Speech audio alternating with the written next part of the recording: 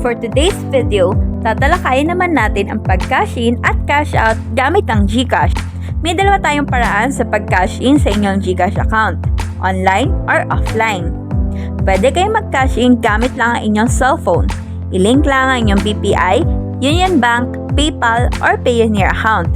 Pwede din mag-cash in online gamit ng ibang bank accounts. Kung wala naman kayong bank account, walang problema yan. Pwede kayong mag-over-the-counter dahil sa sobrang daming partner store nationwide ni GCash. Sa pag-cash out naman, maaari din kayong gumamit ng mga over-the-counter options at ATM withdrawal gamit ang inyong GCash Mastercard.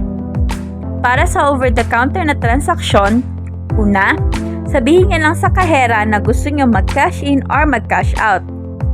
Sunod, ibigay lamang ang inyong mobile number at sabihin kung magkano ang gustong ilagay o kunin na pera. Magpresenta ng isang valid ID. At huli, hintayin ang OTP at ibigay sa kahera para magpatuloy ang transaksyon. At yan! Congrats! Nakapag-cash in at cash out na kayo.